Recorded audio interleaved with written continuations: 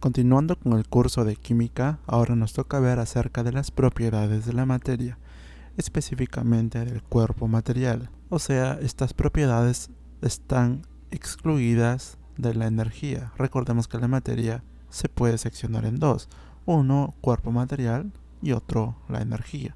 Y en este caso vamos a hablar acerca de las propiedades de la materia solo del cuerpo material.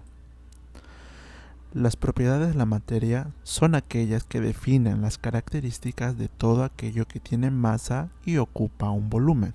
Las propiedades de la materia se clasifican en dos grandes grupos: generales y específicas. Veamos primero las propiedades generales de la materia. Las propiedades generales son las propiedades que presenta todo cuerpo material sin excepción. ¿Ya? Entonces, todo cuerpo material va a presentar estas propiedades generales. Por ejemplo, tenemos como primera propiedad general la masa. ¿Qué es la masa? La masa es la cantidad de materia que tiene un cuerpo. Por ejemplo, acá tenemos 3 cuerpos. Y como observamos, cada uno de estos cuerpos tiene cierta masa. Y precisamente la masa es una propiedad general. Es una propiedad que poseen todos los cuerpos. Por ejemplo, la roca también posee una determinada masa, la manzana otra determinada masa, y estas figuras geométricas también poseen masa. Otra propiedad general que tenemos es el volumen o extensión, la cual es el espacio que ocupa un cuerpo. Cada cuerpo físico o cuerpo material ocupa un determinado espacio, y ese espacio es el volumen de un cuerpo. Y el volumen es otra propiedad general. Veamos la siguiente propiedad general, la impenetrabilidad, la cual nos dice: el espacio ocupado por un cuerpo no puede ser ocupado por otro cuerpo al mismo tiempo. Por ejemplo, este objeto de acá no puede ocupar el mismo espacio que este cuerpo de acá. Esto es debido a la propiedad impenetrabilidad. Otra propiedad que vemos es la divisibilidad, la cual nos dice que todo cuerpo puede dividirse en fracciones cada vez más pequeñas. Acá tenemos un claro ejemplo. Este cuerpo, que es una manzana, puede dividirse en fracciones más pequeñas. Por ejemplo, esto se divide en mitad, y a la vez esta mitad en otra mitad, y esta otra mitad en otra mitad más pequeña, y así sucesivamente hasta llegar hasta el átomo de la manzana. Veamos otra propiedad general. Tenemos la porosidad. ¿Qué es la porosidad? Todo cuerpo posee espacios intermoleculares. Por ejemplo, tenemos una roca. A pesar de que la roca se ve muy dura y sólida, si hacemos un aumento de una parte de la roca, observaremos que tenemos los granos de la roca, y entre estos granos hay un espacio, la cual se le denomina poro. Y estos poros es una propiedad general de todo cuerpo material. Otra propiedad que encontramos es el peso. El peso es la fuerza que ejerce la gravedad sobre los cuerpos. En todo cuerpo actúa la gravedad. A esta fuerza ejercida por la gravedad se le conoce como peso. Una vez que hemos visto ya las propiedades generales, ahora veamos acerca de las propiedades específicas. Las propiedades específicas, también conocidas como propiedades particulares, son las propiedades peculiares que caracterizan a cada sustancia. Permite su diferenciación con otra y su identificación. O sea, gracias a estas propiedades particulares, cada materia va a poder diferenciarse de otra. Por ejemplo, tenemos la primera propiedad particular, que es la dureza. La dureza es la resistencia de un material a ser rayado. Esta propiedad de dureza no lo poseen todos los cuerpos materiales, sino solo algunos. Por ejemplo, acá tenemos el diamante. El diamante, una de sus características es que es un material duro, y esta propiedad permite al diamante diferenciarse de otros materiales. Otra propiedad particular que encontramos es la densidad, la cual es la relación que existe entre la masa que tiene un cuerpo y su volumen. Por ejemplo, acá tenemos determinado espacio o volumen en la cual encontramos partículas o la masa incluida en este volumen. En este otro mismo volumen encontramos igualmente partículas, pero en menos proporción que el anterior. Y en el tercer círculo encontramos el mismo espacio, pero con mucho menos partículas con respecto a sus antecesores. Entonces podemos decir que este cuerpo es más denso que este y que este. Y en la realidad va a haber sustancias que van a ser más densas que otras. Por lo tanto, la densidad es una propiedad que va a permitir diferenciar sustancias o cuerpos materiales de otros. Otra propiedad particular es la conductividad eléctrica. No todo cuerpo material puede conducir la electricidad. Por lo tanto, la conductividad eléctrica está dentro de las propiedades particulares. ¿Y qué es la conductividad eléctrica? Es la capacidad de permitir el paso de la corriente eléctrica. Por ejemplo, tenemos este material. Este material permite el paso de corriente eléctrica. Y como dijimos, no todo cuerpo material puede tener esta propiedad. Veamos la siguiente propiedad, la solubilidad, la cual es la propiedad por la cual una sustancia se disuelve en otra. Y acá tenemos un claro ejemplo. Tenemos agua y tenemos aceite. El aceite, como observamos, no es soluble en el agua. Por lo tanto, el aceite no tiene la propiedad de solubilidad. Pero hay otros compuestos que sí son solubles en agua.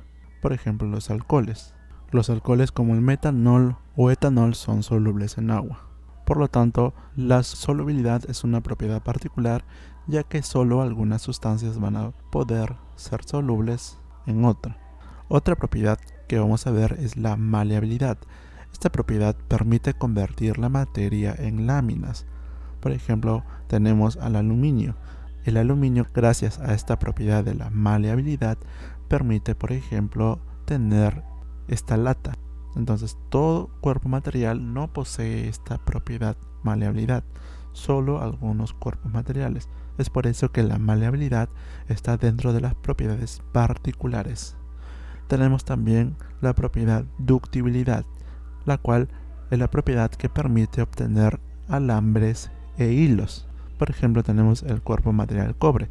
Gracias al cobre podemos obtener estos hilos que mayormente se usan para instalaciones eléctricas. Otra propiedad que tenemos es la tenacidad.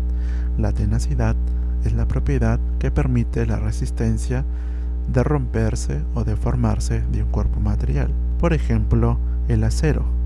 El acero se considera un material tenaz, ya que este material es difícil de romperse o deformarse, y como conocemos, el acero se usa especialmente en las construcciones de viviendas.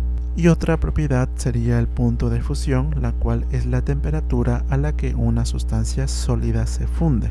Va a existir cuerpos materiales, las cuales van a tener diferentes puntos de fusión, y gracias a este punto de fusión se va a poder diferenciar diferentes sustancias o cuerpos materiales. También tenemos como última propiedad específica el punto de ebullición, la cual es la temperatura a la que una sustancia pasa a estado gaseoso.